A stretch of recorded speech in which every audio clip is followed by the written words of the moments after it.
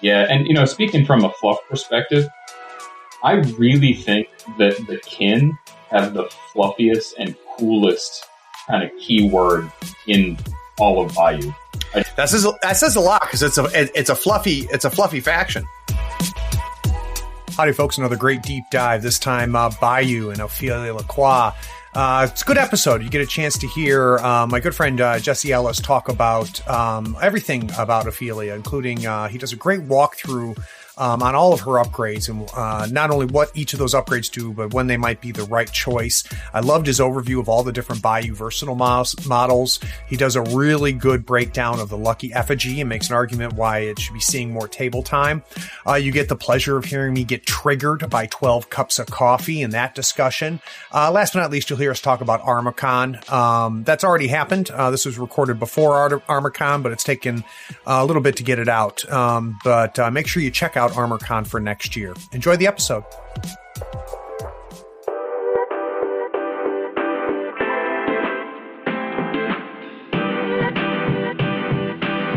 Playing a tabletop strategy game allows you to unplug and test your skills against friends. Every week, Third Floor Wars delivers useful strategies, discussions, battle reports, and reviews to tabletop games like Malifaux. If you want to get better at the games you already play, or discover the games other people are playing, you are in the right place. Craig and Ray welcome you to the Third Floor and the Tabletop Talk broadcast. Craig here on the Third Floor. Today we're going to do a deep dive into the Bayou Master Ophelia LaCroix and how the Kin Crew works in Malifaux 3rd Edition. Now my guest today is Jesse Ellis, and Jesse's a henchman out of the New England Conference. And Jesse's been a competitive wargamer for several years, as well as, most importantly, an award-winning home brewer. So I guess the first question, Jesse, is why aren't we doing this on Brewy?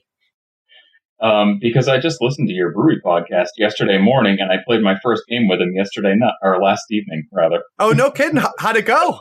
It went pretty well. Aside from totally messing up a core mechanic of Brewmaster, the game went great. Well, it can't be your first time running a keyword if you don't screw up a core mechanic. So, but he seems, I tell you what, after doing that episode with those guys, he seems like a really effective but fun master. Yeah, he killed both the Vix by himself, so I guess he works pretty well. Yeah, the Vix don't like being slow, so I can imagine that wasn't fun. Oh, they didn't even get that far. That's funny. So, Jesse, the first question I always like to ask a guest is kind of what brought you to Malifaux? So you can give us a little bit of history on you as a wargamer? Yeah, for sure. So I've been playing war games for pretty much as long as I can remember. But believe it or not, my very first war game experience was when I was in probably 6th grade. Wow. I remember playing BattleTech, the original BattleTech. I remember that game. Yeah, still a huge fan of it myself. Don't get too many games in because we don't have much of a community around here. But yeah, that was my intro into wargaming, and then I started playing 40K with Tyranids in high school, sophomore year of high school. So that would have been like 1996 or so. Moved on from there to playing Warhammer Fantasy, as so very many others did, as Skaven, and then later picked up Lizardmen. And then when Fantasy died, everybody kind of went their own separate ways. And a couple of years later, one of my friends told me, "Hey, you really liked Mordheim, right?" I was like, "Yeah, man, I love Mordheim. It was a fantastic game." He said, "I think I might have a game that you might like even more than Mordheim." And sure enough, that's how I got into Malifaux. That's cool. So, I mean, out of the gate, Jesse, what was it? Being introduced to it, what was the hook? What made you go, "Yeah, I think I want to invest in playing this game"? Honestly, one of the things that I had disliked the most of most war games was, you roll an initiative die, you take your turn, you use all your models, you wipe out half your opponent's army. They have to try and respond. And a lot of times, especially in the Games Workshop games, the game can pretty much be decided by the initiative on turn 1. Yep. I didn't like that. I didn't like the fact that I had to sit there and watch my opponent roll a ton of dice. I got 96 attacks against you and 45 of them wound, and now you have to take, all these armor saves, and I didn't even get to use my units most of the time. The ones that you spent hours painting. Once I found out that there was alternating activations in the game, that was the thing that really, really sold me on it. And then the fate deck mechanic was pretty cool too, because dice are a fickle master, as I'm sure many of our listeners can agree. And now, have you always played Bayou, Jesse, or have you dabbled with other factions? I very briefly bought into Arcanists, played like 2 games with Colette in 2nd edition. But other than that, it's been Bayou straight through. I actually own the whole faction, so I've dabbled in pretty much all the masters except for Zoraida, so she's on the block.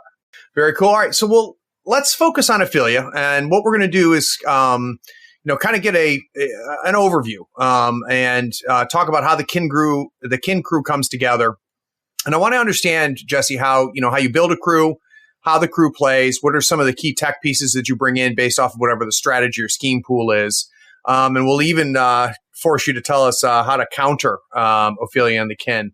So for somebody who's never faced Ophelia or has never played Ophelia, can you give us kind of an overview on what kind of master she is? Sure. So she is at her core a damage-dealing master that leads a primarily damage-dealing crew.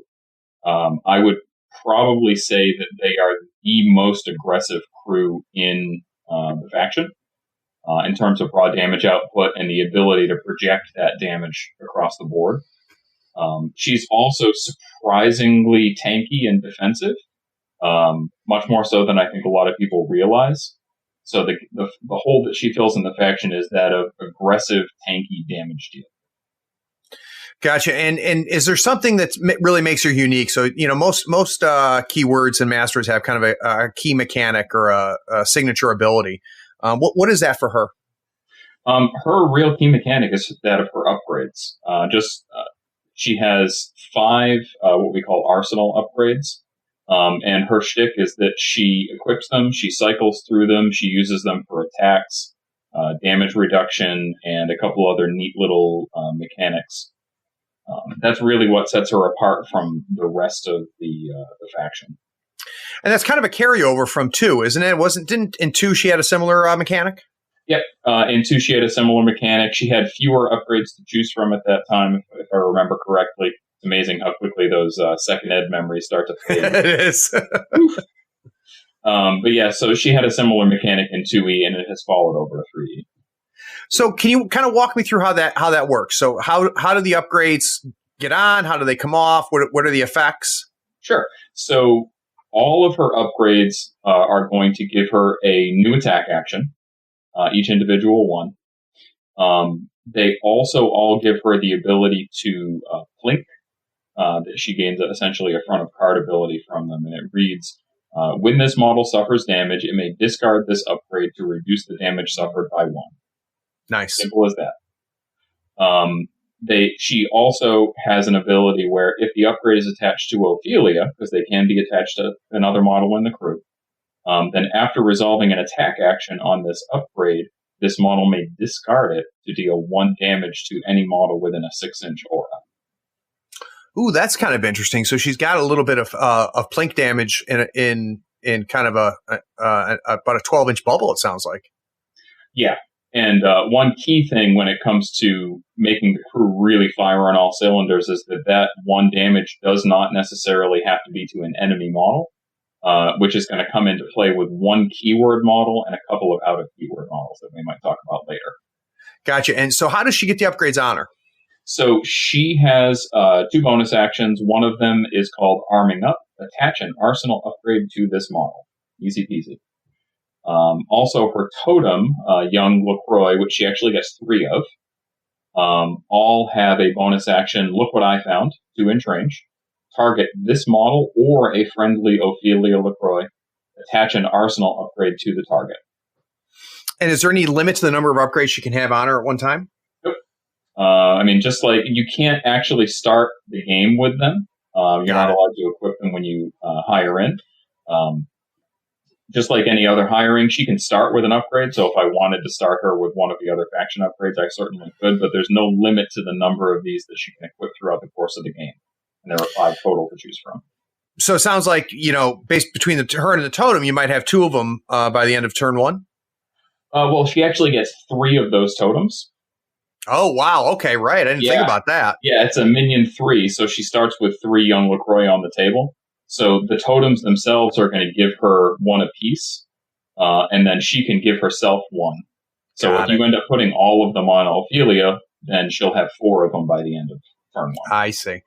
And so defensively, obviously she can use those to reduce the damage. And what's nice is, other than irreducible damage, there's no way to get around that. Because, things like precise and stuff that affect armor doesn't affect this. This is just reduced by 1, period. Is there anything else that she does to stay on the table? So if you just take a quick look at her card, she doesn't really seem that durable. You really have to kind of look into the way that the abilities on the front of her card and the blink ability layer themselves, and then you get a true sense of her durability. So looking at her stats, she's just a defense and willpower 5, which is pretty poor for a master. Yep. I mean, she's got the 12 wounds like a typical master would. As far as defensive abilities, then we get into the keyword abilities that you're going to see across most of the models in the keyword. The majority of them are going to have both. A couple of them will only have one of these. But the first one is called flinch. This one reads, when an enemy model targets this model with an attack action, if the target's stat is higher than this model's resist stat, this model may gain shielded +1. Nice. Now, bearing in mind, Ophelia only has a defense and willpower of 5. So anything that's swinging on her with a 6 or better is going to be automatically giving her shielded. And it's important to remember that she gets that regardless of whether the opponent lands the attack or not. So just by declaring an attack against her with a higher stat, she's going to gain shielded +1. Yeah, and when you think about what's going to come at a master, it's typically going to be another master or some sort of beater. So I would imagine that the majority of time you're picking up that shielded. Yes, yeah, it's very, very, very common. The second keyword ability that she gets is called the bigger they are, which you'll see on some other models. I think Monster Hunters and Guild have it, maybe a few other models here and there. And that's this model receives +1 to opposed duels with enemy models that have a size greater than this model. Now, I've not faced Ophelia yet, but I've seen that on other Bayou models I've faced, and that is extremely frustrating. Now, she's size 1, unsurprisingly. Yep. So what that means is that she's effectively defense and willpower 6. Yep. But that +1 doesn't factor into her stat, so it doesn't affect her ability to gain shielded from flinch. Yeah, the tankiness is starting to become pretty apparent. So you figure, let's say somebody swings on Ophelia and it's a big beater. It's got a -5 damage. Has crit strike or something like that crazy. Normally -5 is going to be enough to, make pretty much any model shake in its pants. So model swings on her, hits for 5. She's got shielded 1. Great. She's got plink. Great. She's got stones. Yep. Great. So she gets hit for 5. She stones. Let's say maybe we stone for 2 or 3. That reduces the damage down to 2, we'll say. She plinks to reduce the damage to 1. She reduces her shielded to bring it down to 0. Yeah. The shielded can reduce to 0. So all of a sudden that -5 attack is hitting her for nothing, or maybe 1. Yeah, no, that's good. And, the ability for those, to have so many totems being able to add those, upgrades to her, that, that makes them somewhat disposable, I would assume, right? You don't hesitate too much to discard that when need be. Yeah, you really have to kind of read the game and figure out what you need her to do both this turn and next turn to decide if it's going to be worth it to discard one of those upgrades. Because that's kind of one of her key mechanics, is being able to manage your upgrades. You'd think that you just want to throw them every time you could to reduce the damage, but that isn't always the best choice. And we'll kind of get to that maybe a little bit later. Got it. So let's walk through, we know what those upgrades are going to do defensively. You mentioned that each of them have their own attack actions. So should we walk through some of the offense that she gets through those upgrades? Sure. So the first upgrade that I'll read is going to be the Firecracker Fling Shot. This one's pretty cool because it's an 8-inch range, stat 6. It has a TN of 12.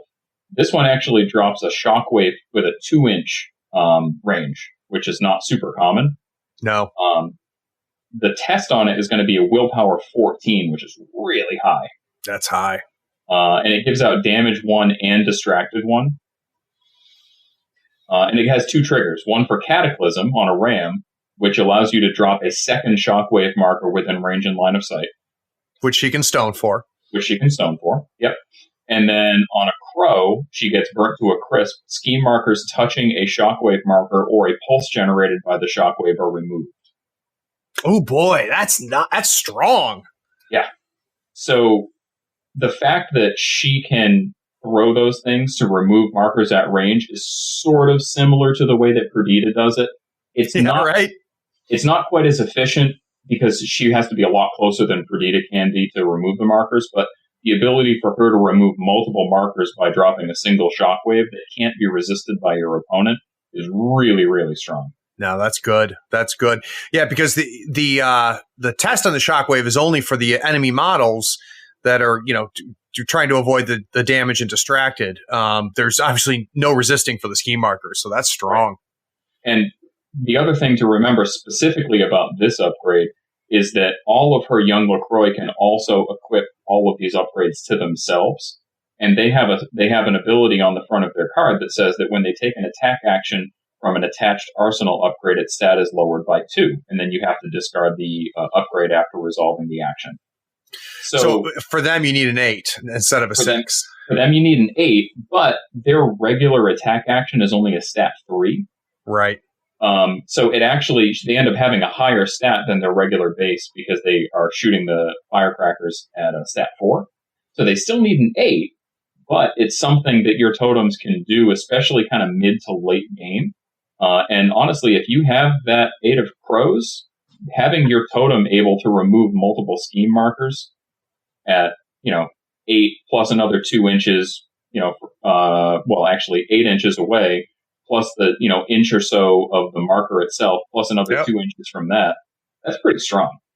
Well, and not only that, but by them doing it, it's worth paying the extra 2 off the target number card for it not to be a master AP. Right. Yeah, that's good. And 3 of them can do it. Wow, that's good.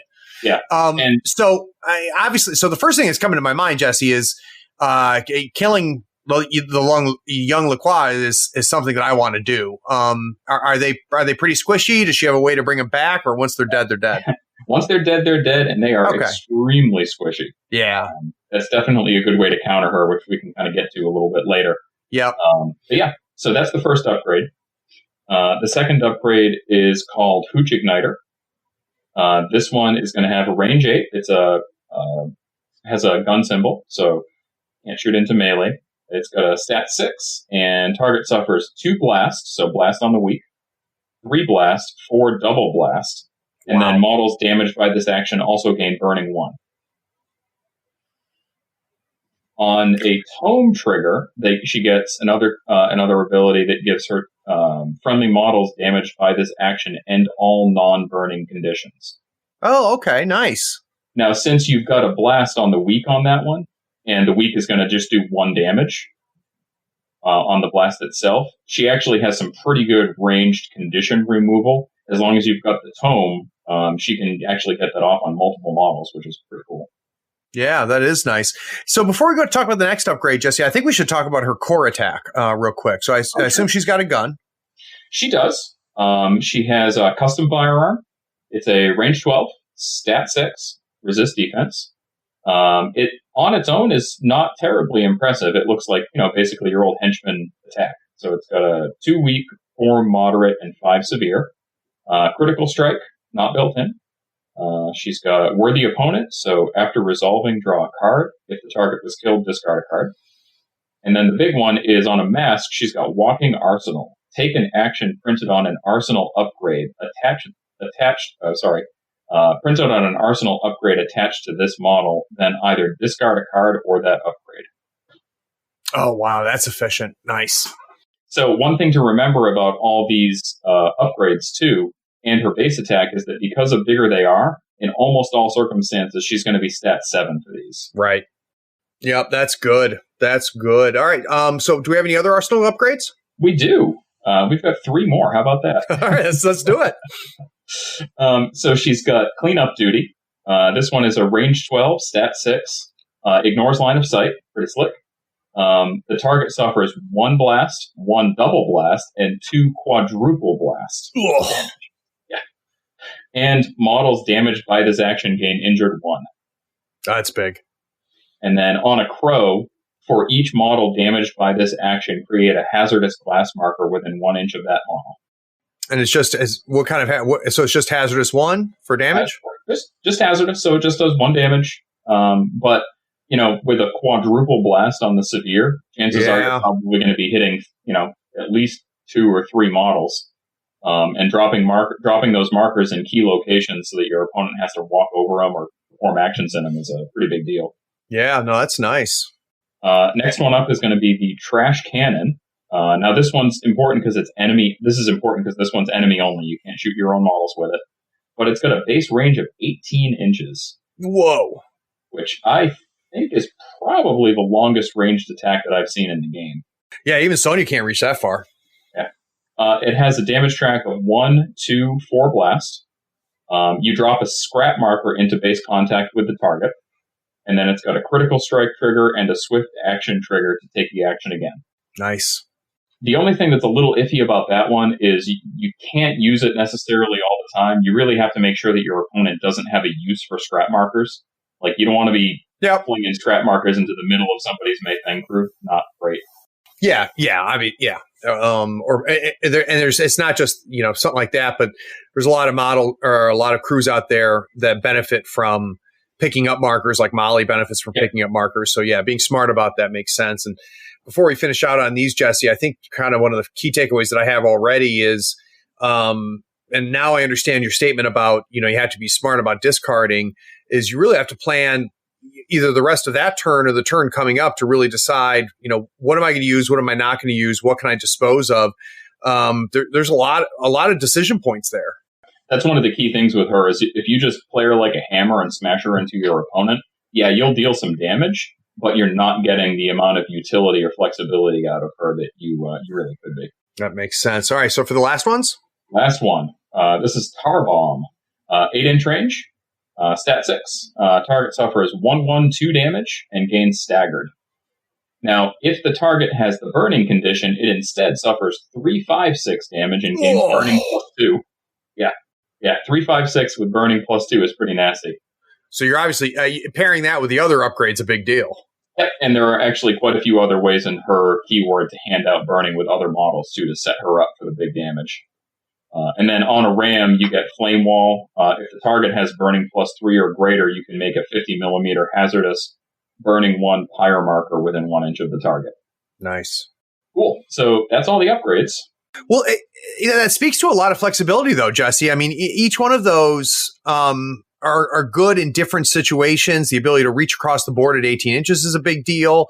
They have the ability to do just incredible damage once you've built up any burning on them. The multiple blasts, if you've got a bubble crew that you're up against. I could see her being not only a damage dealer, but a bit of a toolbox damage dealer, for lack of a better term.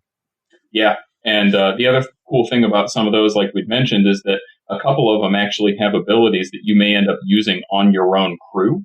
Yeah. To augment them, buff them, remove conditions, so on and so forth. The totems can pick up these upgrades and they can use them at a -2. Mm-hmm. She obviously can pick them up. Is there anybody else that these upgrades are falling on? Yep, just them. That's cool. All right. Very cool. How about any way other than through the upgrade system on her totems? Is there anything she's doing really to support the rest of the crew? So something about her that makes her crew better? Yeah, definitely. So she, on front of her card, she's got a strike team, which is after this model ends its activation, another friendly kin model within a 6-inch aura can discard a card to take an action. Oh, that's nice. Okay. Yeah, very, very flexible. There's a ton of stuff that you can do with it. That's it, again, one of those things you kind of have to be smart with. Like, the first inclination might be to use that to just take a shot. Yeah. That's not always the best choice. You can use it to just take a walk so that you're in a better position for a charge. do an interact, use one of their other support abilities on your other models. There's quite a few things that you can do with that ability. And again, being able to use that effectively so you can set up that model's next activation is pretty key. Well, another thing, I don't know if you found this, Jesse, but in 3 more than even in 2, being forced to discard a card to do anything, I think is a bigger tax than you realize until you play it. Are you finding that with her that, boy, you read that on the card and you go, yeah, I'll just discard a card and get, another action off of somebody else. But in actual play, that can be more of a challenge, or at least I've found. How about with this crew? Oh, yeah, definitely. That's something that you're going to see as we get through the rest of the crew, is that it is very, very resource intensive. Yeah. It can put out incredible damage, but it needs the cards, and more importantly, it needs the suits to make that happen. So discarding one card most of the time won't be too big a deal, but then there are a few other abilities in the keyword that you might have to discard cards for, and that can become a little taxing. So you really have to plan out your resources. Yeah. You've got to allocate correctly. So yet again, another decision point. So as much as she may initially come off as kind of a straightforward hammer, it sounds to me like to really get the most out of her, you're going to have to be able to do some decent resource management out of your hand, as well as know what upgrades to put on and when to get rid of them and who to put them on. Yeah, for sure. As far as other support abilities, she does have 2 on the back of her card, which are pretty cool. So she's got Rebel Yell, which quite a few other models do. That's just end all conditions on the target. The really nice thing about this one is that it's a stat 6, which she can get bigger they are if she's using on an enemy. It has the built-in tome, and it's only got a TN of 10. So on a friendly, all she needs is a 4 of any suit. And if she's using on an enemy, then she's got a stat 7 with the built-in suit. Yeah, and there's enough crews out there where their offensive condition removal is a big deal. Whether it be the Fire Golem out of Arcanist, whether it be McMorning's crew, Brewy for that matter.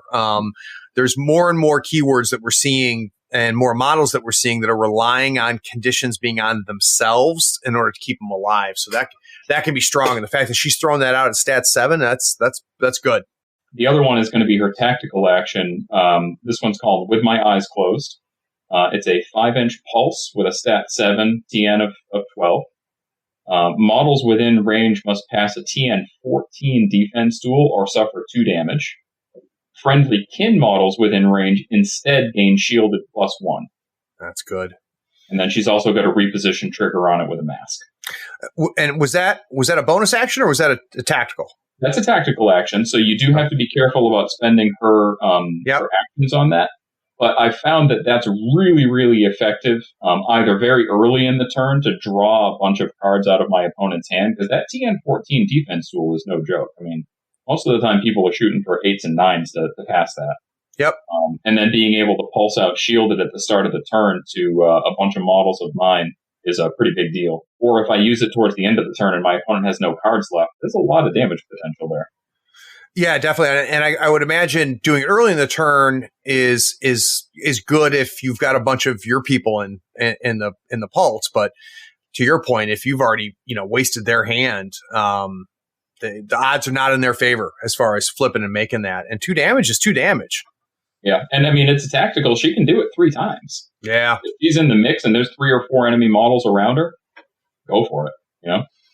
Yeah, boy, that could be a really good early activation for her. Have 1 or 2 of her kin close and get them loaded up on shielded, and then start draining the hand before they've really had a chance to activate those models. That's strong. Yeah, and then she can strike team right after it and make one of them charge. Yeah, that's good. All right, well, that gives us kind of a good idea on her. And like I said, Jesse, I haven't faced her yet, so it's interesting to me, because in 2, the upgrade mechanic was a little gimmicky, I felt. And she was, pretty much a single rail master to run. I like the fact that they kind of kept that core mechanic, made it a little bit more choices that need to be made as far as handling those upgrades. And boy, that toolbox aspect of her is strong. Yeah, she's very, very complex, and that's something that we'll only build on as we talk about the rest of the keyword too. That's great. All right, so what we're going to do is we're going to take a quick break, and when we get back from the break, I want to talk beyond just her and the totems. I want to talk a little bit more about how Jesse kind of builds his kin crew. We'll start with models he takes in every crew, regardless of what the strat or the opponent is. So we'll be right back.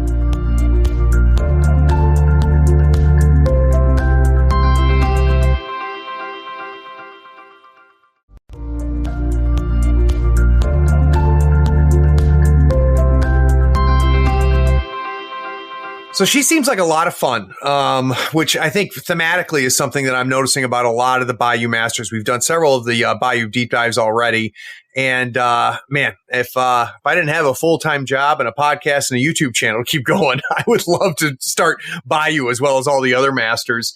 And I've always had a bit of a soft spot for Ophelia because Perdita was my first master in Malifaux. When I first started the game, the Latigo Posse was the first crew box I had. And then when I realized that she was the mirror, the one that envied and copied Perdita, I thought it was cool, but it made me a little sad because you didn't see much of her in 2. And based on just what Jesse has said so far, it sounds like we might see a little bit more of her coming into 3.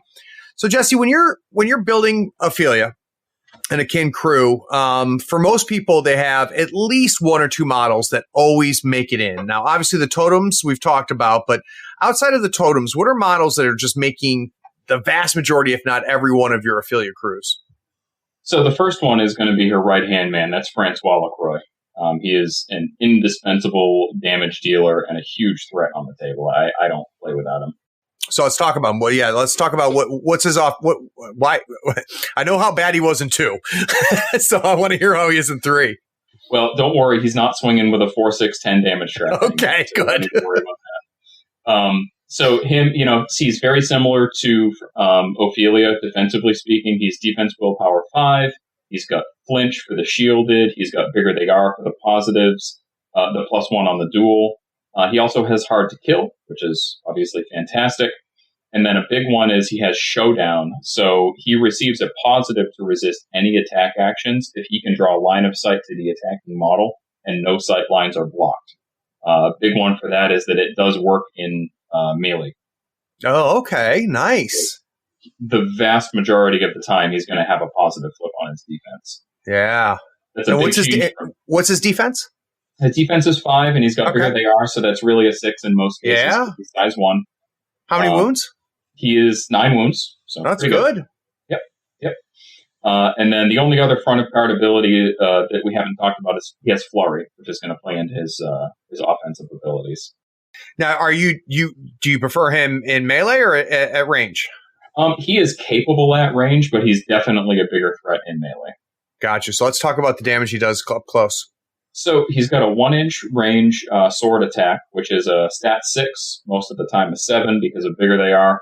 And it's got a built-in ram. It's got a pretty minuscule damage track of 2, 3, 4, but with the built-in crit strike, that really turns into 3, 4, 5. And then if he gets the stones or flips the ram, now we're talking 4, 5, 6, which is pretty threatening. And then plus he has the flurry, so I mean he's got a lot of chances to swing at that high stat of 7. So Jesse, I have found with Critical Strike, because I used to play Guild, and I, every time I saw a built-in ram, Critical Strike, I always said, okay, so it's really min 3. But on the table, a model often will have other really good triggers that pull you away from that Critical Strike. Is that true with him? Does he have other triggers that really make you not take that built-in suit? Crit strike is his only trigger. That makes it real simple then, doesn't it? Yep. And with the built-in and then the high chance of being able to flip or stone, he is very frequently going to be min 4 damage. Yep. He does have a ranged attack, as I've mentioned before. It's a lower stat of 5, so 6 most of the time, so still quite good. 2, 4, 5 damage track. It's got wild shot, which is something that you don't see really outside of Bayou very often from what I've seen. That's going to be when resolving, the target suffers +1 damage, so pretty much like a Critical Strike. And then you have to choose another friendly model within range and line of sight of my model to suffer 1 damage. Yeah, Seamus's Totem Copycat Killer has that. Cool. And then on a mask, he also has Frantic Attack, where he can suffer a damage to take the action again. Oh, that's good. So he's no slouch at range. I mean, stat 6 with those triggers is, or stat 5 plus 1 with those triggers is pretty darn good. Yeah, that's nice. And we know about the positives on defense. He's got 9 wounds. He's got the front of the card abilities that are boosting his stats. And he's a henchman. So he's got stones. I would imagine he's, even though he's up close, he's probably making it to turn 3 or 4 at the least, right? Yeah, he very rarely dies. With those high stats, plus the positive flip, defense, and healing, he sticks around usually for most of the game. That's nice. Yeah, I can see him as an auto take. Anybody else you're bringing in?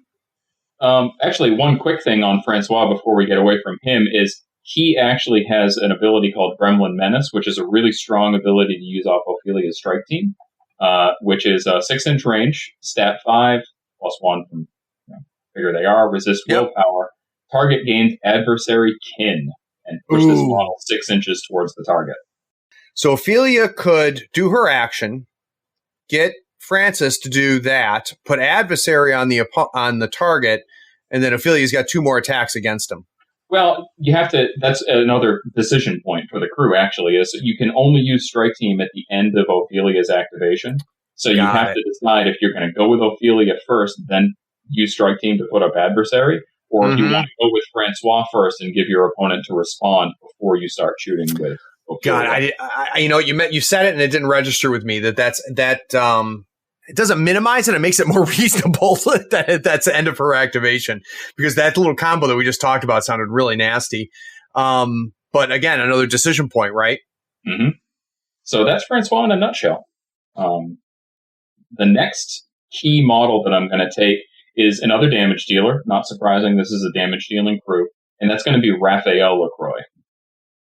He's an 8-stone enforcer, so can't use stones or anything like that. He has flinch, bigger they are, hard to kill. The 2 big abilities that we haven't talked about on the front of his card are he has Grit Frantic. So when he's at half of his maximum health or less, his attack actions receive positive to their duels and damage flips. Oh, that's so good. He also has Agile, so he can leave the engagement range of enemy models with a walk action. And I assume being a ranged threat, that's extremely useful. Yeah, definitely. His defenses are, moderate. He's still a defense 5 with bigger they are, so most of the time he's on a defense 6. So that plus the shield, that again gives you another model that is difficult to put down. Plus he has, as I mentioned before, hard to kill. Yeah, it's got a really neat, fluffy feel to it. Because you always think of them as, again, being the copycats of the Latigos, and they're envious of them and stuff. And the fact that they're boosted when they're beat with a better stat, I just think that's great. Yeah, and speaking from a fluff perspective, I really think that the kin have the fluffiest and coolest kind of keyword in all of Bayou. That says a lot, because it's a fluffy faction. Yeah, their theme is just so cool, and they work together so well. I love it. Everything you're saying sounds fun. So at any rate, with Raphael, he has his primary attack is going to be his gun. It's called Long Carbine. Big one is it's a 14-inch range with good. stat 5 plus 1 most of the time. It already ignores concealment, which is so huge. And then it has a damage track of 2, 4, 5, pretty typical. It has crit strike, and it has maim on a crow to make my opponent discard a card. Okay. So a lot of times you're saving your high rams for him, because that 14-inch range with potentially a positive damage flip and a crit strike is pretty scary stuff. Yeah. And how resilient is he? So like I said, he's got the defense 5, he's got flinch, he's got bigger they are, and he's got hard to kill. So he's pretty tough to kill. Yeah, I didn't realize he had hard to kill. That's big. Okay. Yeah. And then if he does end up getting into melee, it used to be in 2E that he was basically worthless in melee. He couldn't do anything. He actually has a really powerful melee attack if he does end up getting stuck in. So it's a 2-3-5 damage track with wild shot. So he's basically hitting your opponent with the butt of his gun, and then it goes off and hits somebody else. That's fun. It's pretty funny. So plus 1 damage. So 2-3-5 plus 1's pretty good. It's got an onslaught trigger on a mask, and it's got a daze trigger on a crow, which is target gains stunned and is pushed 3 inches in any direction. I'm starting to get a sense of there's a good little bit of debuffing, like side effect debuffing happening in this crew. Yeah, definitely. He also has Terrorize, which is a good tech pick. It's another one of those decision points we were talking about. It's a range 8, stat 6, resist willpower, enemy only. Target is pushed its move in inches away from this model. So if you've got a big scary beater coming in on you, or something that you just need to keep away from a point where they're going to gain score, being able to do that at essentially a stat 7 in most cases is pretty darn good. Yeah, and I've said it several times on the show. Those offensive abilities that can move opponents' models are huge. And it's not just for what you're talking about, Jesse, which is big, which is the ability to, fend off a potential threat and screw up either their charge vectors or even their charge distance. The other part of that is that if you go through the strats, but especially the schemes, where the model is matters so much for scoring. And your ability to impact that is huge. And it's one of those things that reads good and plays great. Yeah, especially at a high stat with no target number. That's pretty big. And then speaking to his defensive abilities, he also has Shrug Off, so he can discard a card to end a condition on him if somebody manages to tag him with something really nasty. Very nice. Another key model that I'm going to take is in almost every game, unless the terrain really, really doesn't favor using him, I'm going to take LaCroix, which is the sniper of the crew. Okay. He's only he's only cost 6 rather, which is pretty darn cheap for a sniper. He's got moderate defenses, defense 4, willpower 5. He still has, flinch and bigger they are. He does have the sniper front of card ability where he can drop the value of his focus condition by 1 to give the action a plus 10-inch range. His base attack is a 14-inch range, so he's got a 24-inch shot. Oh, that's gross. And he has advanced sights, so this model's attack actions ignore concealment and friendly fire. Incidentally, Ophelia also ignores friendly fire. That's something I forgot to mention there, so that's a big deal. Well, and if I remember correctly, with Ophelia too, she's got Gunfighter, right? Yeah, I don't think we'd mentioned that, but yeah, so she can use all of her ranged attacks in melee. Before we head there, Jesse, you mentioned the terrain. And the terrain being a factor of whether you bring him in or not. Is that just, if it's packed full of a bunch of blocking terrain, you're not going to get sight lines? Or is there another aspect of the terrain that would make you not bring him or choose to bring him? A lot of time, it's honestly just going to be if there's a lot of blocking or dense terrain where I want to be able to project threat with him on turn 1. Right. Not necessarily because I'm expecting him to do a ton of damage, because if I have to drop my focus to get the plus 10-inch range, he's not then going to have focus for the attack. He won't gain the positive to the attack and damage unless I have another means of getting focus 2 on him, which there are some. But at any rate, I want to be able to pressure my opponent to force them to make bad decisions and rush into melee. I want to use him and potentially Ophelia's 18-inch trash cannon to put that kind of pressure on them so that they spend a lot of their AP walking to me, and then my crew can spend their AP shooting them to pieces. Yep. People tend to panic when there's a sniper across the table, and it plays kind of a psychological game with them where they start making bad decisions with their moves. I found that happens more often than I think a lot of my opponents would expect. Yeah, the range threat on a lot of snipers, you're 100% right, Jesse. The range threat on that, I'm trying to think of the best way to put it. You overestimate their impact because they can reach you. So that was a good way to put it, Jesse, is psychologically, it does more damage than it actually does damage. And,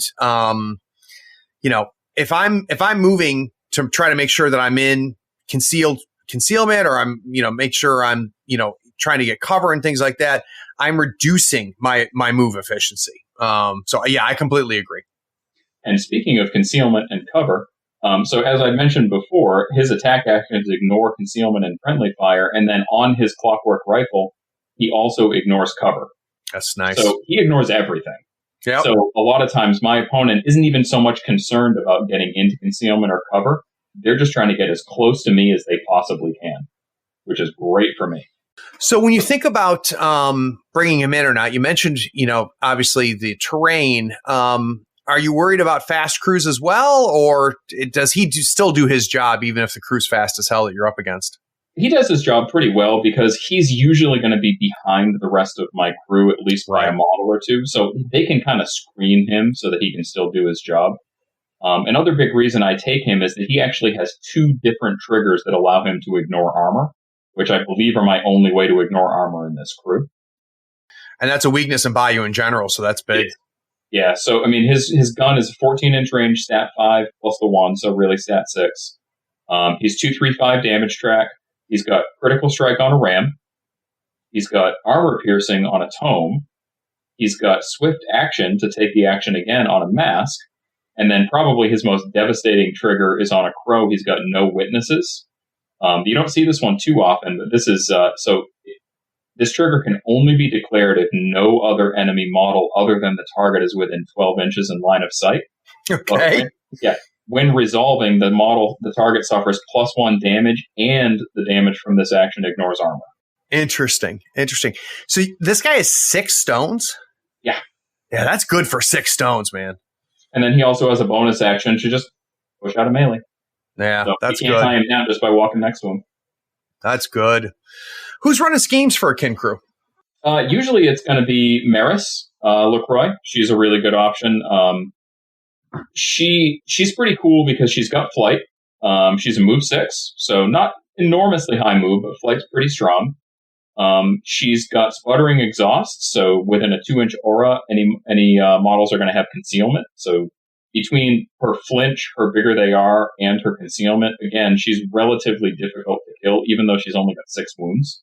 Yeah, she's a strong model. At Nova, I faced Zip twice and saw her, and she's a high value for her stones. Yeah. The big things are that she's got Up We Go, which is a similar attack to Zip. So basically, without going into all the details, she can attack an enemy model versus their size, pick them up, deal some damage, and reposition them, which is great for getting people off of the ability to score, dropping them into severe terrain, blocking charge lanes, that kind of thing. She also has a Flaming Bottle attack, which is a shockwave with a move 12 resist. Does damage 1 and burning 1, so she can actually help set up the burning for Ophelia's Tar Bomb attack, the one that does the 3-5-6 damage. Yep. And then it has a trigger to add extra burning. The thing that makes her such a consummate schemer, though, is her bonus action, and that's Bombs Away. So this is a stat 5, target number 10. Reads discard up to 3 cards. This action drops an additional number of shockwave markers equal to the number of cards discarded in this way. The shockwaves are a shockwave 2, so 2 inches, move 13 dual, and the damage is X, whereas X is the number of cards discarded by this action plus 1. So if you've got a bunch of junky cards in your hand, if you're sitting on a bunch of weeks, you can just move her up. You can discard 3 cards. You're going to drop 4 shockwave markers that are doing 3 damage apiece. Yeah, that's huge. But it also is in competition with the other discards that we've talked about. But that's a big deal, especially at that range. And to be honest, I've never discarded more than 1 card with that ability. Yeah. Because the reason you use it is for the trigger, which is on a tome. It's not built in. So this is another one of those resource management tools. You're going to hold on to every 5 or better of tomes that you have if you're playing Maris. And the way this trigger reads is, after resolving the dropping shockwave markers, choose 1 drop shockwave marker, drop a scheme marker into base contact with the shockwave, and then remove the shockwave.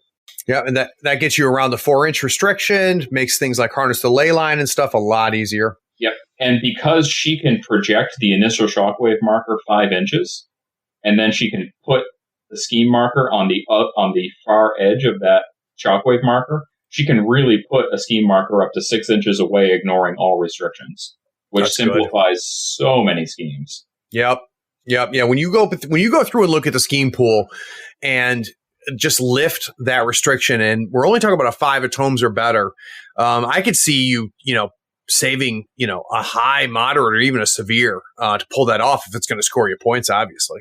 Yeah, I've pitched tome face cards before just to score points with that ability because it's so strong. No, that's smart. Any other kin models? Yeah, the only other one that I take super routinely is going to be the LaCroix Raider. He's a new model. Actually, the Bayou book they sent out the digital PDF for it like yesterday, so now we actually have official rules for this model. It's a great all-around model, but I do use them for scheming pretty often. It's only a 5 cost. It's actually the only minion in the keyword. Everything else in the keyword, aside from the totems, is an enforcer or henchman. I didn't realize that. That's interesting. Mm-hmm. So it's got defense willpower 4, so pretty low, but it does have flinch, and it has bigger they are. So really 5s, and he's got the shielded trick. Move 5. He has gunfighter, so he can shoot in melee. The big one is that he has unimpeded. It's the only model in the keyword with unimpeded, aside from Maris with flight.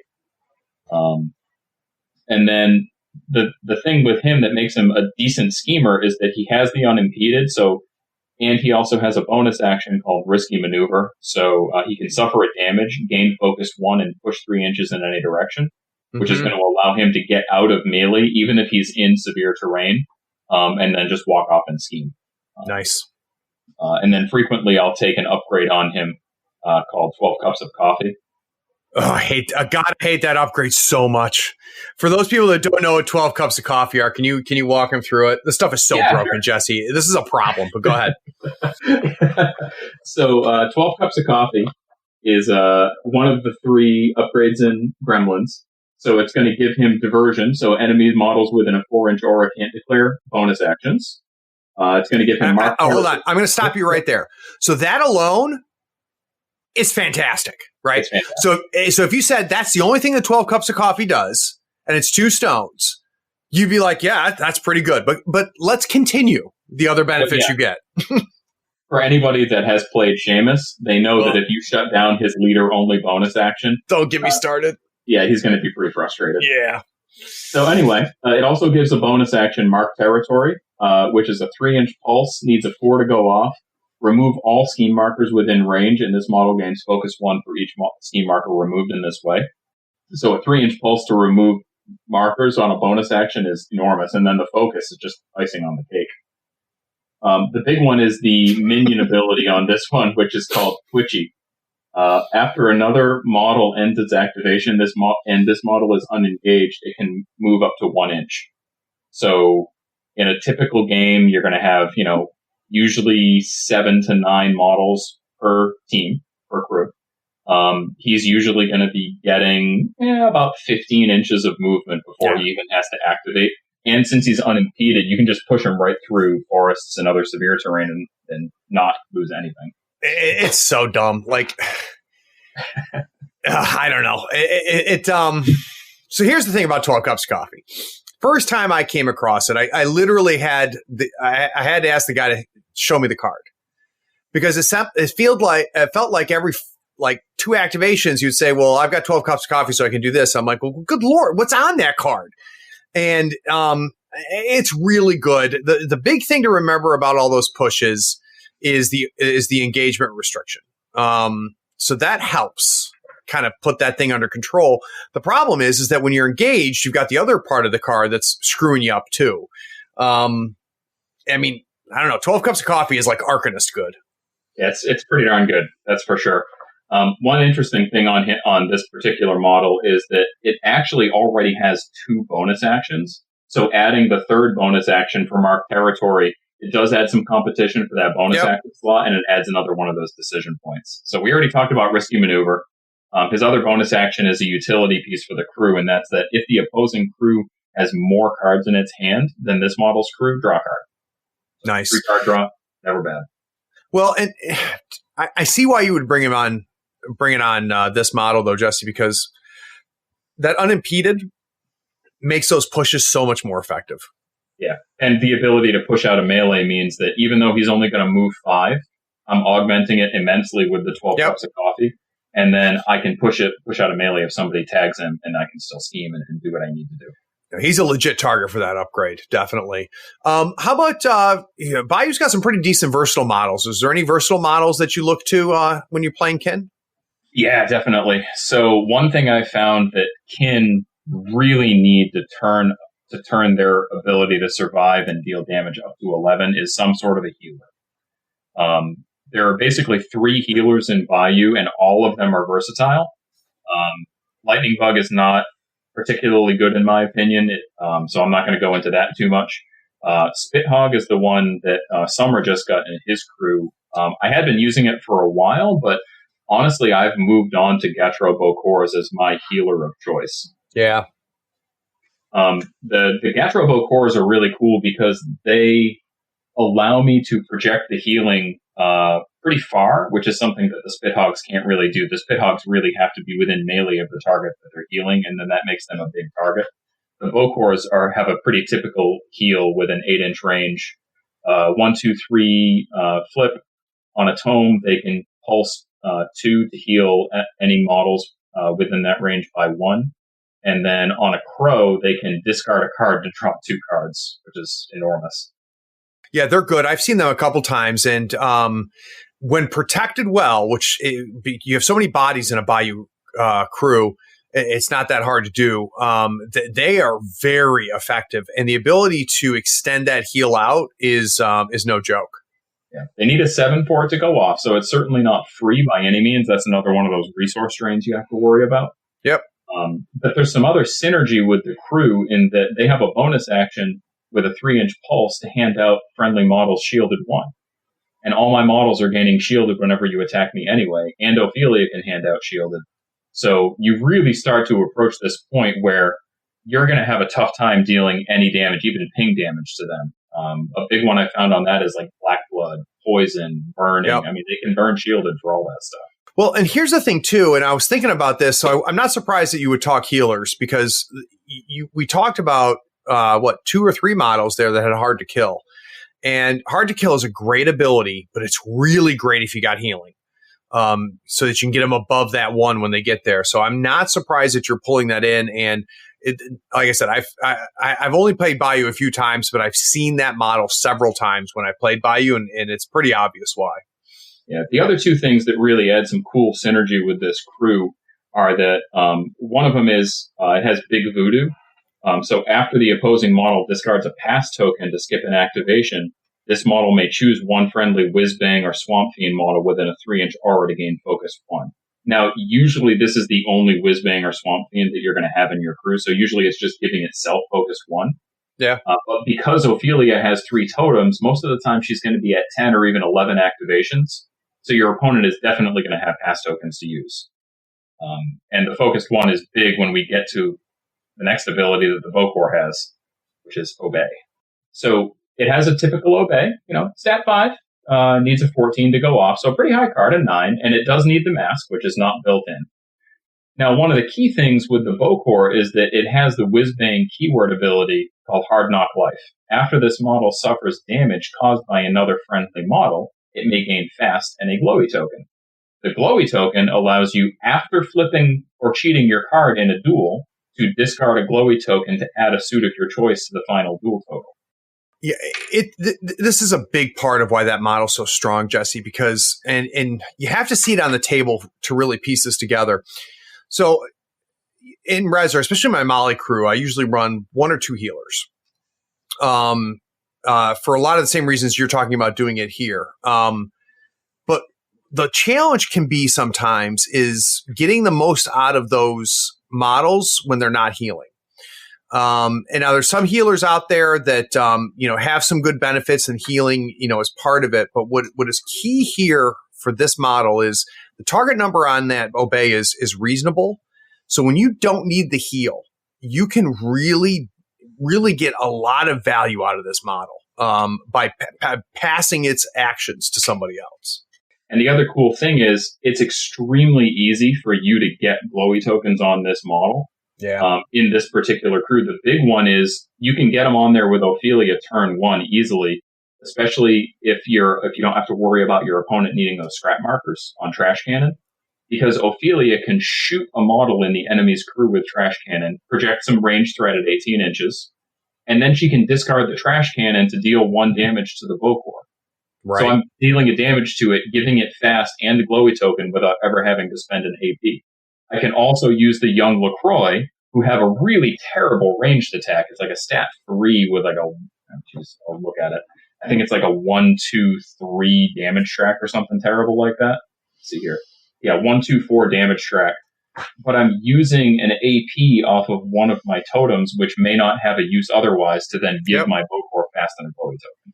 No, that's good. That's good. So other than healing, are you pulling out of keyword or versatile models in?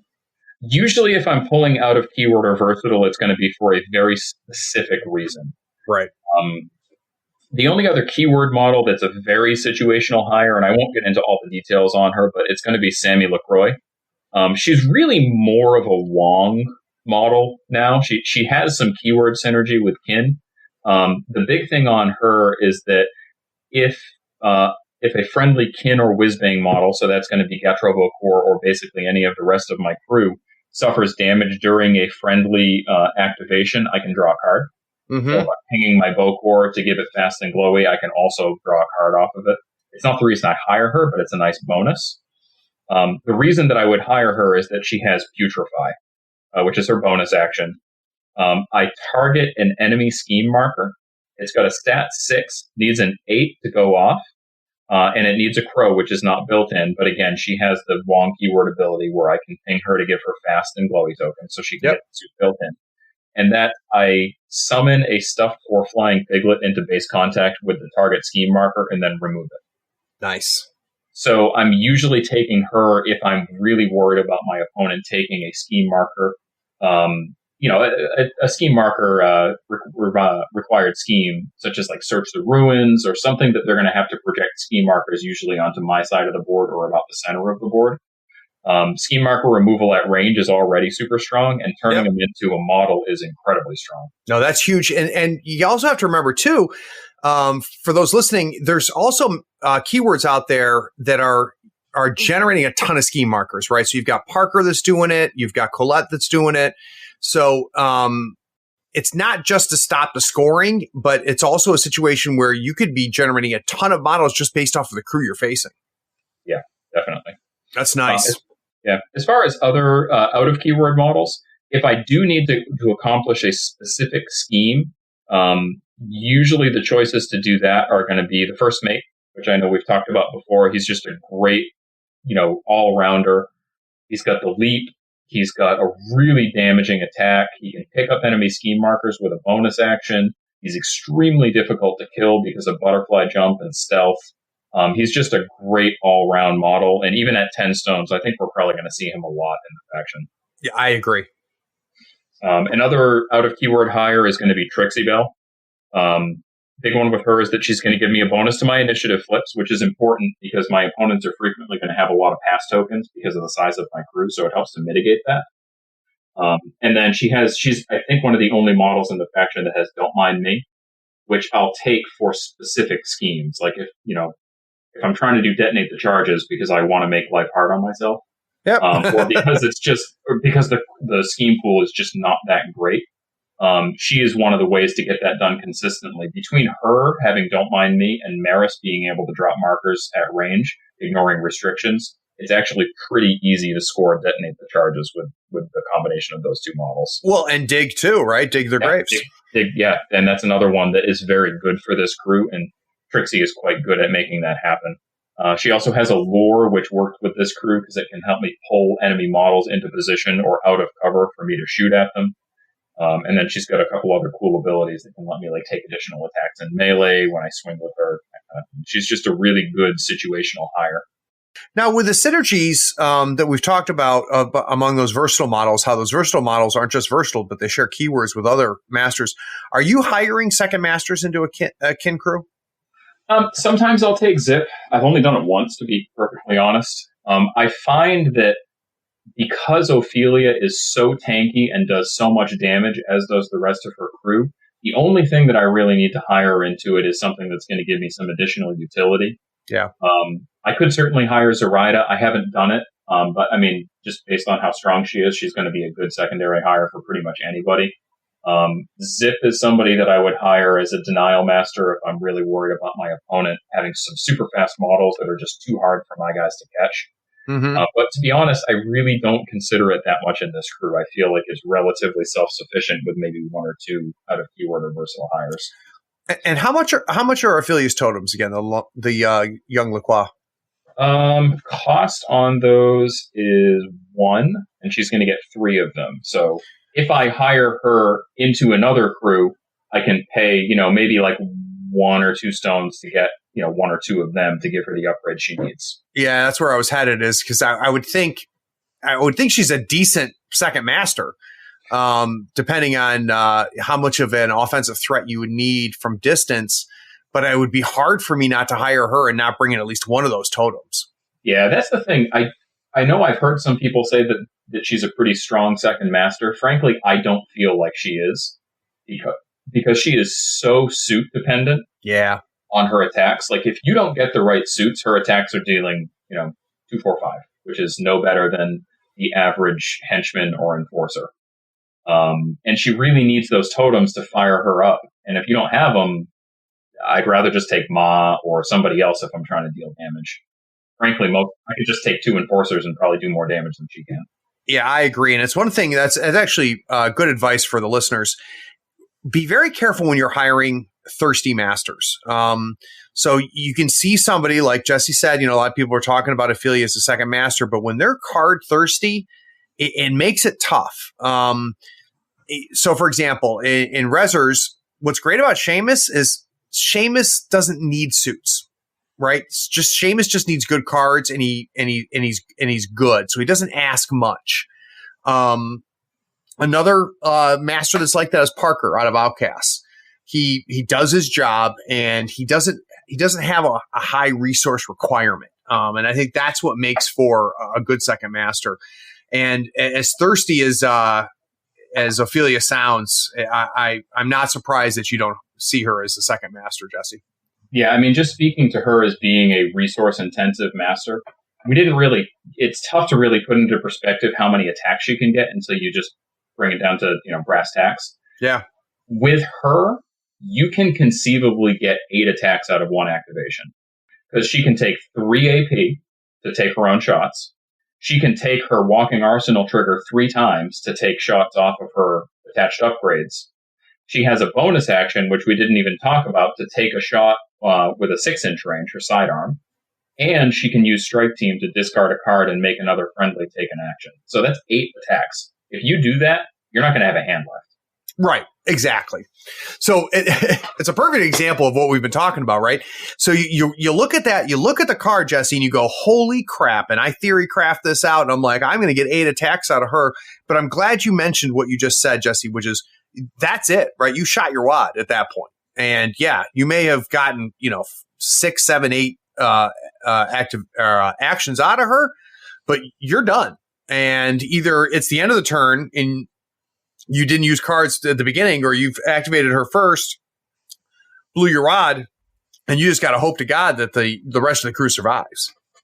And playing into that, I'd like to talk about the next versatile model that I really like to hire a lot. I didn't start doing it until the last couple of games that I played with her, and I wish that I had been hiring it from jump.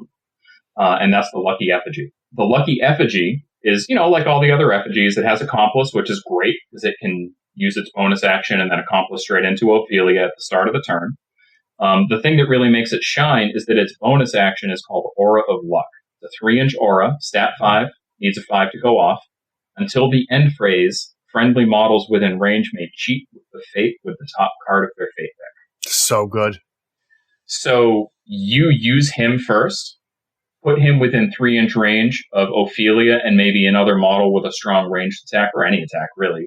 Raphael's a good example. Rami's a good example.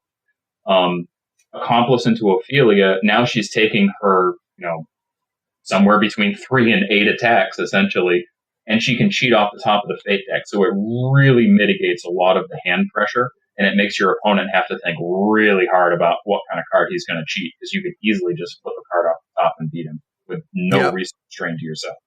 No, that's really good.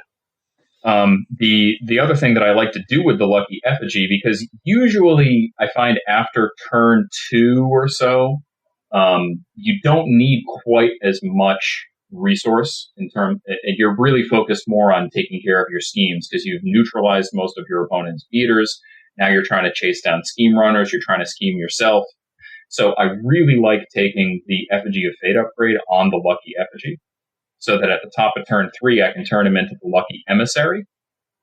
The reason that I like the Lucky Emissary is that once I flip him, I can use him either as a beater or a schemer, and he's got an absolutely unbelievably fast movement. Yeah, he's really good, and I'm shocked that more Bayou players aren't using him, because now, granted, I don't play Bayou, so it's really easy for me to say, but that is a card that I read, and I'm like, this guy is bonkers.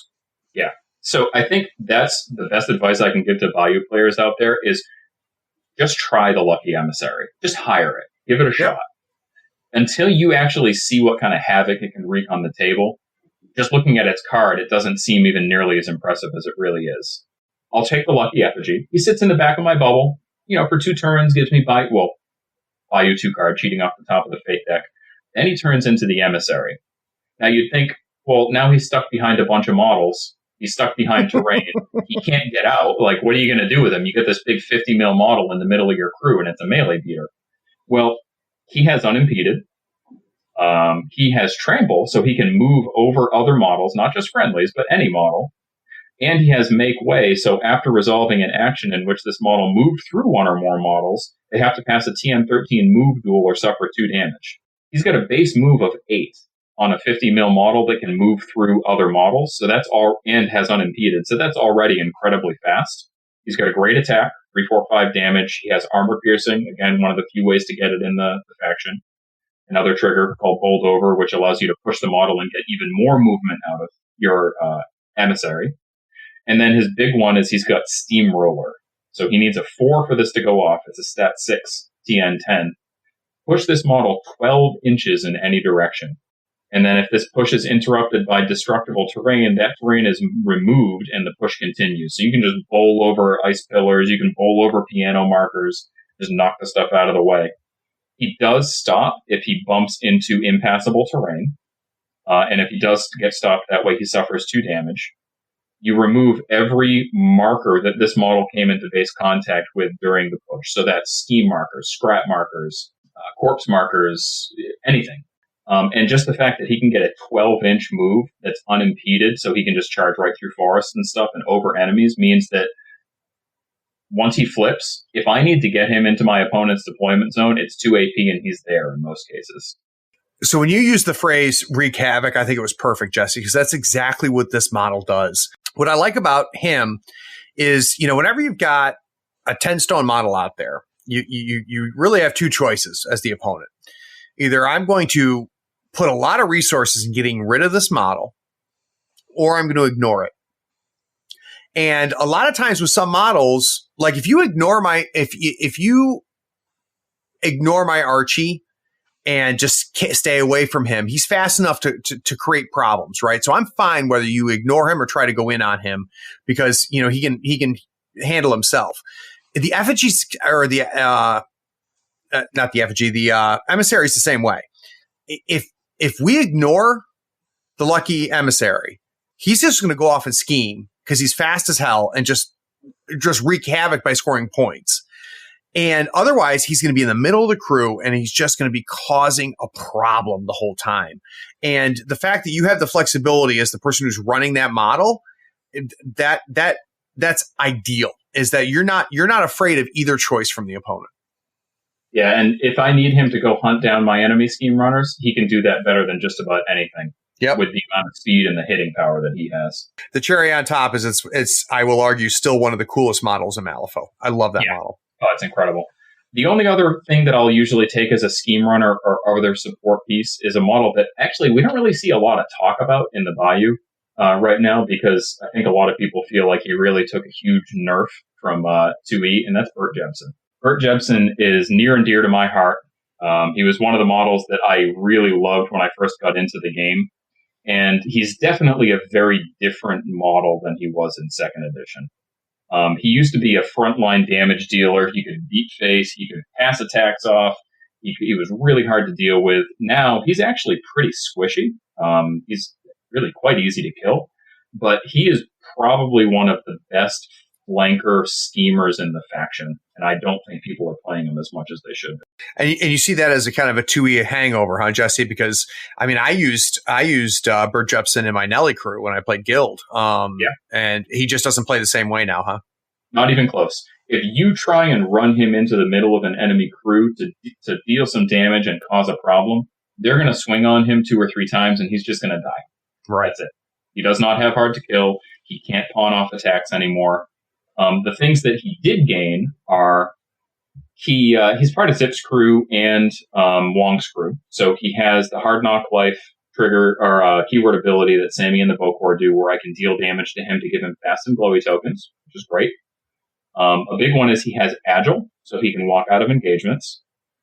He has Showboating, so if I pitch a card to cheat something, I can get a little bit of card cycling there. That's great. The big one is that he has Reckless, so he's one of the few models outside of Pigs that still have Reckless. Yep. So to have a model that's fast and has Agile, so it can easily walk out of engagement, scheme, and then charge right back in, or walk away, and then scheme, is a really big deal.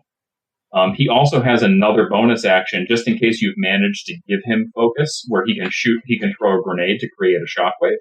So in some circumstances, he can actually be a 4 AP model. His damage track is still great, and as far as most other flanker schemers, if you throw pretty much anything else at him, aside from a really big model like the First Mate, he's going to be able to deal with them and then continue to do his job and scheme. That's nice. That's nice. You just got to adjust, right? You can't play in the same way you did in 2.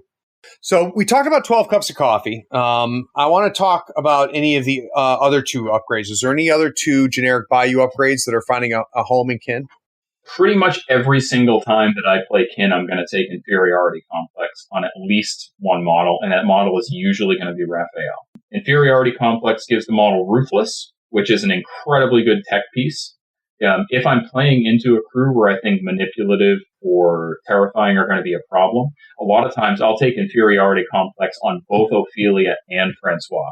Yeah. Because I don't want to have, like, if Ophelia has 8 attacks in a turn in a perfect world, I don't want to be having to test for Terrifying or dealing with the negative flip on Manipulative for all those attacks.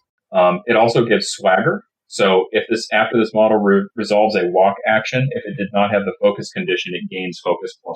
So it basically gives me a free AP.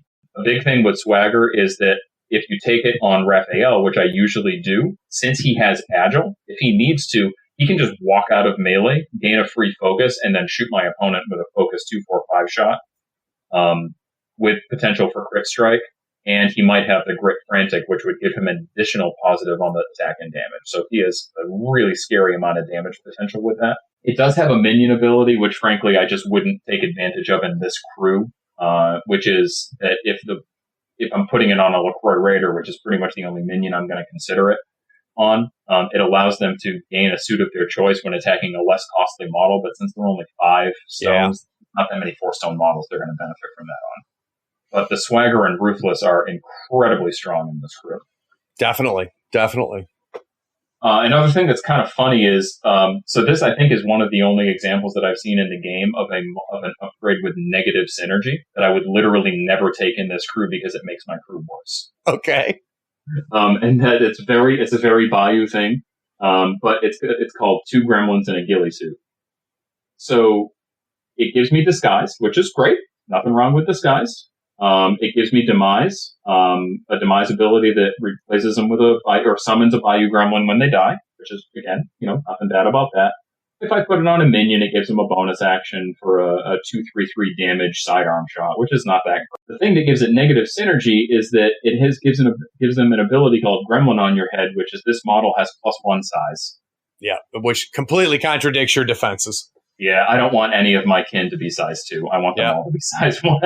No, that makes a ton of sense. Of sense. Pretty funny that actually makes my crew worse if I take it. Yeah, I will not be using it. Well, Jesse, that gives us a really kind of a good idea of what your core crew looks like and some of the flex pieces you have. When we get back from the break, what I want to talk about a little bit is, what are some strategies and schemes that just scream Ophelia and the kin crew? And what are some items in the pools that make you think, you know what, the kin is a good counter, so it'll help prevent my opponent from scoring. So we'll take a break and we'll be right back.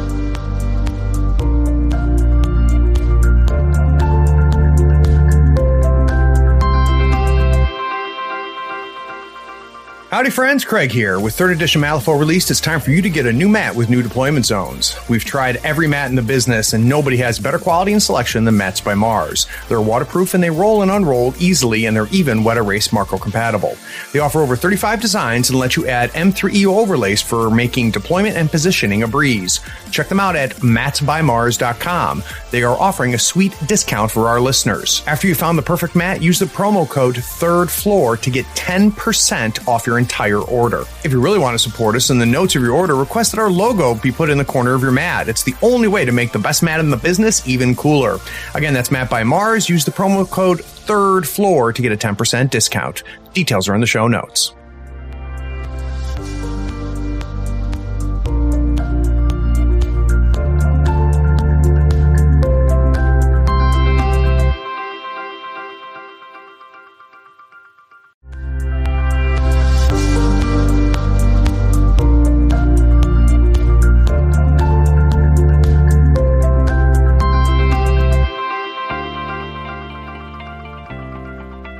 So how much are 3 or 4 of these episodes worth to you a month? Third Floor Wars has a Patreon, and if you think they're worth $1, $5, $20 a month, swing by and become a patron.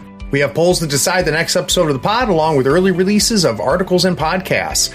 Everything we release goes out to everyone, but sometimes our patrons get a head start. The link is in the show notes, or just search for Third Floor Wars on patreon.com. Thanks for the support. Quick shout out to some of our newest patrons: Nathan Howe, Craig Chuba, Alice Dare Kunif, Decca Goody, Adam Rogers, Damian Guy, Owen Best, and Alan Volts. Guys, we really appreciate your support. Thanks.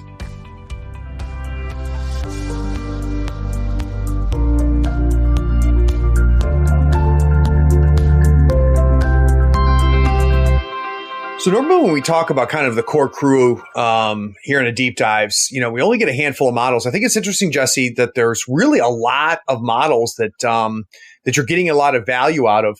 Out of curiosity, once you kind of build your core crew, how many flex stones are we talking about to be able to make some adjustments with? Sure. So the core crew is actually relatively small for Ophelia, at least the way that I play her. So the stuff that I'm really going to take every single time, almost without fail, is still going to leave me with 18 stones left to hire, which is pretty darn good. And the core crew is going to be Ophelia, the 3 young, of course, Francois, Raphael. I will almost always take Inferiority Complex on him, the healer in the Bokor, and then I'll usually take Rami. So that gives me 18 stones where I can flex to scheme, to disrupt, or do whatever else I need to do. No, 18 is a good flex point. That's a good flex point. So let's talk about strategies. Jesse, what are some strategies that you think she excels in? So unsurprisingly, she's a murder machine. She's going to excel in the strategies that she can really use that to score her points. Turf War is a great one for her. She's going to focus, and this is actually something that I'm going to say is an Ophelia thing across the board, which is that she is really big on denial rather than scoring all 8 of my points. Very frequently, I'll have relatively low score games. Like I might finish out at like 4 or 5 points, but my opponent has like 1 or 2. Right. Because I've denied them the ability to score the rest of their points. That said, Turf War, obviously, killing is a big aspect of that. She's usually going to take her first, 2 turf markers, probably take the 3rd one in the center. And in most cases, she's never really even going to try to take the turf markers on the opponent's side of the board. She's just going to score her probably 2, maybe 3 points on that, and then just deny my opponent the ability to score very much at all on it. Reckoning is absolutely her bread and butter. I think she does Reckoning better than pretty much any other master in Bayou. With her ability to project ranged threat and having an entire crew that is so durable, it's really difficult for most opponents to deal with that. Yeah, and I'm glad you mentioned that, because that's one of the takeaways I've gotten from you so far, Jesse, is that unlike a lot of other Bayou crews, she is shockingly resistant as a keyword. Yeah, I mean, between a couple of models with hard to kill, shielded all over the place, hiring in and out of keyword healer. Yeah. It's a very difficult crew to deal with from a damage perspective. And not something that you expect necessarily when someone declares Bayou. So I think that helps find her a place, I would assume. As far as the other ones, I mean, with Corrupted Idols, she doesn't excel at doing it, but she's excellent at denying it. If my opponent is dealing damage to their own models, that's even less damage that I need to deal to them to take them out. And then Plant Explosives is really the only one I'm not probably going to play her in. There are just other masters that are better at it. That's the big problem, I think, for you and Bayou is that you've got so many other better options. So I can see what you're saying. Like you have to be really good at Plant Explosives to compete with the other masters in Bayou. Exactly. So, I mean, as far as the other three, I would happily take her into Corrupted Idols. She's not a bad choice. And I'm absolutely going to consider her for Reckoning and Turf War. How about on the scheme front? Are there certain schemes that if they're in the pool and you've brought kin that you feel like you could get 1 or 2 points out of? Yeah, for sure. I mean, Vendetta is a phenomenally good scheme for this crew, specifically because of Raphael, especially if you put Inferiority Complex on him. Because he's an 8-stone model, so he's got a lot of choices in terms of 9 and 10 stone models that he can pick for his target. Most crews are going to have some sort of an 8 or a 9 or a 10 stone model that I'm probably going to have to deal with anyway. So to have him, who's really good at punching above his weight class, and is also very difficult to kill, that's an easy scheme for her to accomplish in most cases. Yeah, and I got to tell you that's the sweet spot I've been finding with Vendetta myself is that right at 7 to 8 stones. Because to your point, you're going to see enough 9 and 10ers out there that you're going to have a target. But at 7 to 8 stones, your model could see the end of the game. Yeah, and that's the thing is if you try and get cute and pick a really low cost model to use as your Vendetta model, it's so easy for them to get deleted in most cases. It's just way too risky for my liking. Like I would never take Vendetta with a LaCroix Raider. Right. They're cute, but they're just way too easy to kill. Yep. Another one is going to be Assassinate. And this one's cool because she's excellent at Assassinate, both from an offensive and defensive perspective.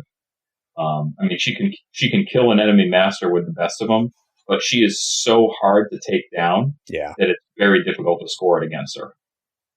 Is there so for people playing against Ophelia, obviously, Assassinate's one of them. Are there any schemes that they really should think twice about? About taking against Ophelia? Right. What does she counter from the scheme perspective? Frankly, she counters Vendetta pretty well also because most of the time the only target is going to be Francois because he's my only 9-stone model. And he's pretty difficult to put down with hard to kill stones, all that other tech. So that's another one where she's great at scoring it and also great at denying it. As far as other stuff, she's actually pretty good at denying dig graves and she's good at scoring it because of her ability to discard scheme markers with one of her arsenal upgrades. She can pick up your opponent's scheme markers for dig. And then with Maris and a few other models in keyword or out of keyword, she has a pretty easy time dropping the dig graves markers as well. And I would apply to Detonate as well, I would assume. Yeah. I don't take Detonate very often because if I'm going to take that, I really have to tech into it most of the time. And it's even if I just take Maris, it's still fairly difficult to score. Like you almost really have to take Maris and another schemer like Trixie or something like that. I don't really like having to spend 14 stones with the out of keyword decks just to score one scheme. The other thing about Dig is that it's so easy for Ophelia to score the end of game, which I think a lot of people forget about. Yep. Good stuff. Another kind of oddball choice is take Prisoner, just because she's so good at killing the opponent's crew that it's very easy for her to isolate a take prisoner target. And her crew is so durable that if I do manage to isolate it, it's going to have a hard time killing stuff in order to get away. Oh, that's interesting. I wouldn't have thought of that. I like that pick. Yeah, I mean, I don't like deliver a message because I don't necessarily want to keep the opponent's master on the table, but I will happily take prisoner and keep one of their weak models on the table. And then another good one is claim jump, just because Maris is awesome at it. Yeah, she is good at it. So talk me through the ideal pool. So I want to hear the strat, which I think would be Reckoning. What are the 5 schemes that would be perfect for her as far as ones she could score on and ones she could deny? Yeah, I mean, honestly, it's just those 5 schemes that I just mentioned. So Reckoning, you're absolutely right on. I'm going to take her into that. And if the pool looks something like Vendetta, Assassinate, Dig Graves, Take Prisoner, and Claim Jump, that's pretty much perfect for me, because they're going to have a heck of a time scoring Claim Jump, Dig, Assassinate, Vendetta. They could maybe score the first point on Take Prisoner, but they're going to have a really hard time with the second one. And what I kind of like about that ideal pool, Jesse, is that like one of the things I like to think about when I hear an ideal pool, when people talk about, a certain keyword, is there another keyword in that faction that I think of at the same time? And that is not the case with the pool you put out there. So I didn't immediately think of Solmer. I didn't immediately think of Zip. So that helps me see where she has found a place in Bayou. Yeah, I mean, there are some other keywords that could do a decent job of it. With that pool, I mean, Brewmaster would be good in it, based on my limited experience with him. Ma could do it, but her models tend to be a lot squishier than Ophelia's. So if you can focus them down, they're going to drop pretty easily. But yeah, as far as this keyword goes, or this scheme pool goes, I think she's really the best choice. That's great. That's great. So we're going to take another quick break. It'll be our last break, Jesse. When we get back, we're going to do 2 things. One, I want to talk about some things that you've learned as you've gotten your reps in with Ophelia. So some of the second level play, things that people won't notice the first time they play her, but they might notice the 10th time they play her. And then we also need to talk about how to survive against this crew. So we'll be right back.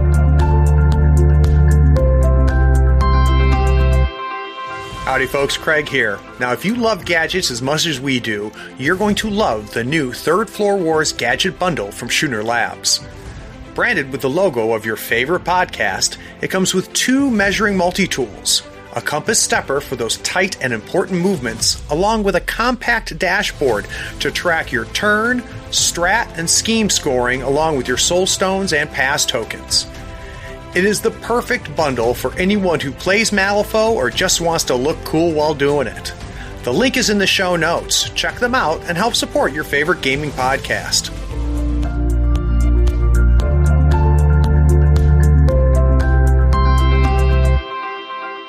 So Jesse, every time I do these deep dives, what I'm finding is that most of the keywords that we talk about, there's kind of some hidden strengths and weaknesses. And they're things that you don't read on the card, you don't see in the first 5 or 6 games you play with the keyword, but they're things that just kind of reveal themselves over time. So I'd be interested to know, in a kin crew, now that you've gotten, so many games in with them, what are things that you see now that you didn't see before? Yeah, for sure. One of the big ones is that, and I kind of mentioned this earlier, she is very, very resource intensive, as is the rest of her crew. I mean, the whole crew, with maybe Francois as the exception, need the suits that on their triggers to be truly effective. Ophelia is extremely suit dependent. I mean, she's got 3 triggers on her main attack, 1 on everything but a crow, and I swear to you, if I stone for a suit, I'm going to flip that suit, and it's going to be a high card. I'm sure you know where I'm. That's not just you. That happens to everybody. Yeah. And then if I don't stone for a suit, I'm going to flip that stupid crow and not get any trigger at all. So she's very, very suit dependent. For that reason, I really like to play her with 4, at least as a bare minimum, and I like her the best at 6 stones.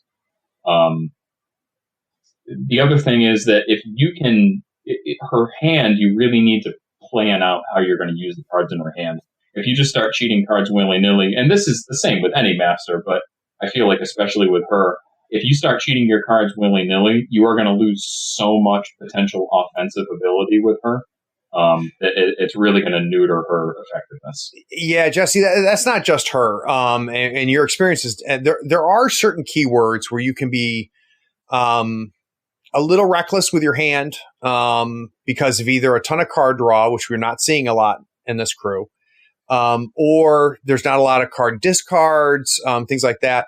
I mean, I've noticed it with Molly that I have got to be far more conscious of planning out my hand at the beginning of the turn than I do with other keywords. And as thirsty as she sounds, that does not surprise me at all. Yeah, I mean, really, I've only got 2 means in the crew consistently to draw cards, and they're not reliable. And I have a lot of ways to discard cards. So It's pretty important.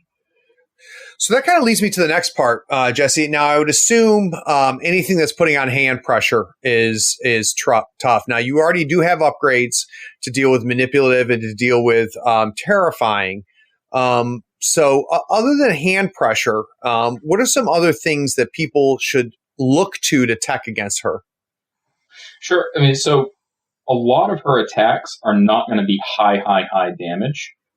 She herself has high volume of attacks, but the rest of the crew really is going to get the normal number of attacks. Maybe 1 with a focus, 2 swings. Francois might get 3 with his flurry.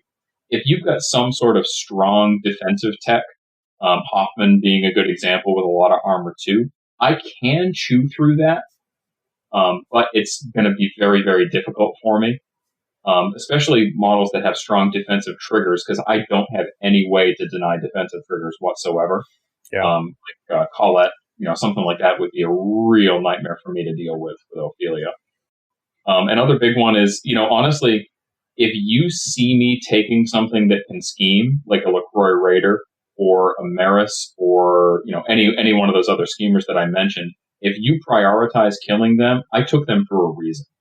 Yeah, it's funny you say that, Jesse. I was thinking about that your core crew, you're teching in schemers. So that's a little bit of a reveal on your part based on the crew composition. So I'm glad you mentioned that. That's kind of the reason that I like Bert so much as a schemer, is that on his face, you don't think of him as a schemer. Right. So it doesn't really tip my hand. And I'm going to be putting so much range pressure on my opponent that they might not be able to prioritize him. But if I'm taking something else that's a dedicated schemer, if I take like a Silurid or even the First Mate, kill him. Because if you can kill him, you're probably going to be denying me 2 points, maybe more, depending on what the scheme pool looks like. Another big one is kill the healer and kill the young. Yep. We didn't talk about how the young are defensively. They are terrible. They are some of the easiest models to kill in the game. They are defense 4. They do not get the +1 from bigger they are. They don't have that ability.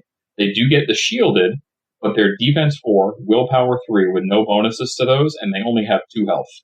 They are very easy to kill. Yeah, and they sound a lot like the aspiring students there for Shenlong, where you just got to say, you know what?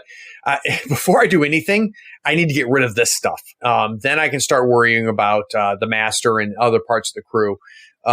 Another one, like when I'm up against Zip, there is a totem with a huge target on his head because you just get too much out of him. And, a lot of totems you can ignore, but there's totems out there you can't ignore. And it sounds like Ophelia gets max value out of those totems.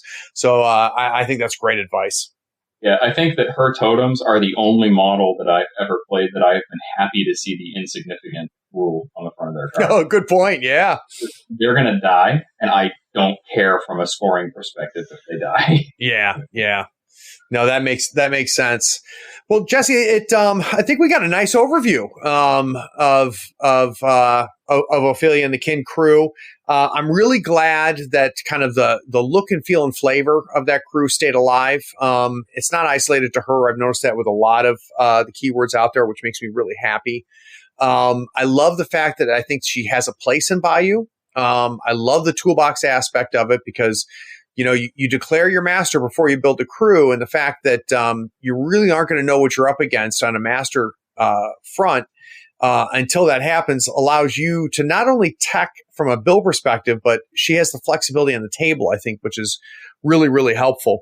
So, Jesse, you are really one of the bigger voices up there in the New England meta, and as far as the New England Conference, is there any events coming up that we need to plug?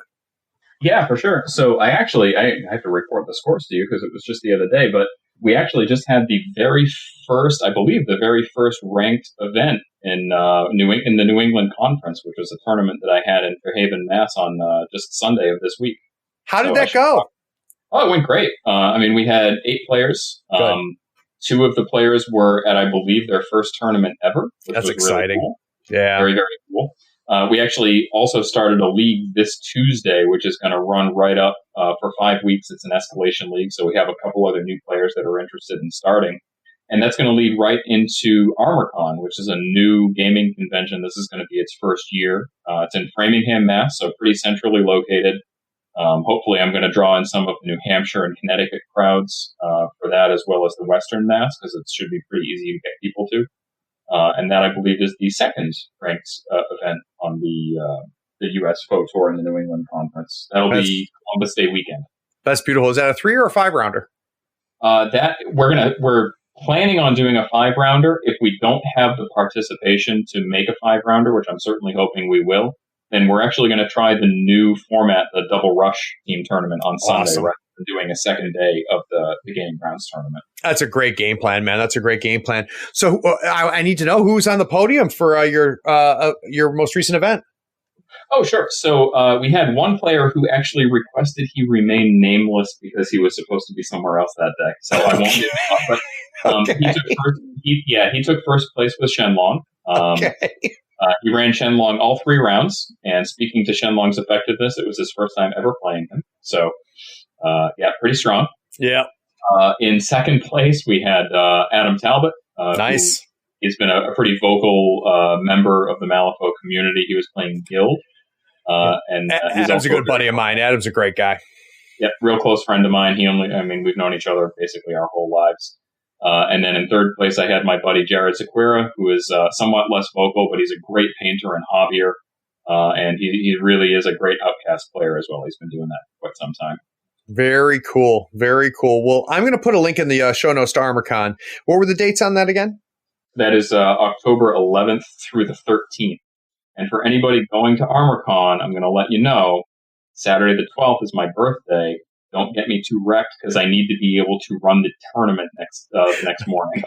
So real quick, and then we're going to wrap this up. So Nova this year, right?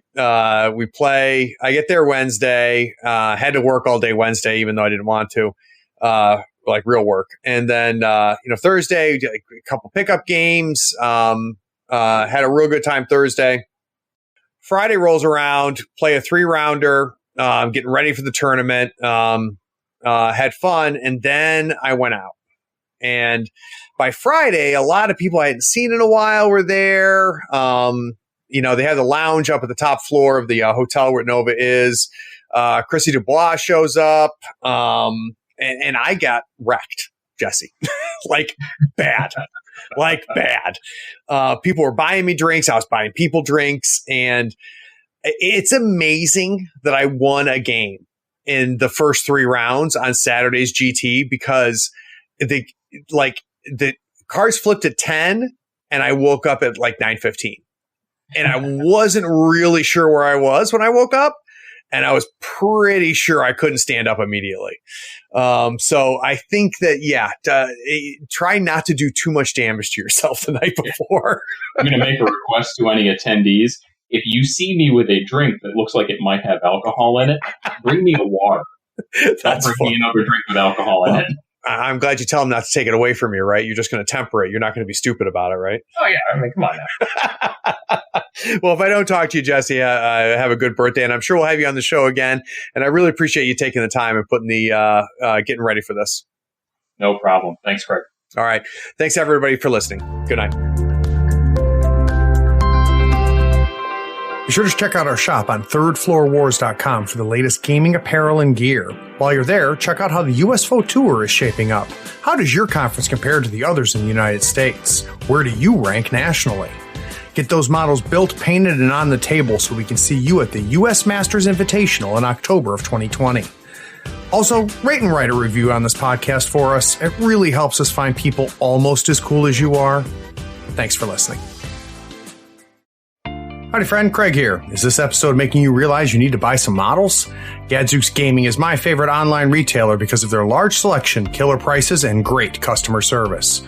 Don't you hate buying an entire crew box when you only need one model? Gadzooks sells crew box models individually and saves you a ton of money. They even have free shipping to the US and Canada if you spend $100 or more. Swing by gadzooksgaming.com and make sure you tell them Craig from the Third Floor sent you. All the details are in the show notes. All right, brother, we're doing pretty good on time. Usually this last segment's not more than 10 or 15 minutes, so.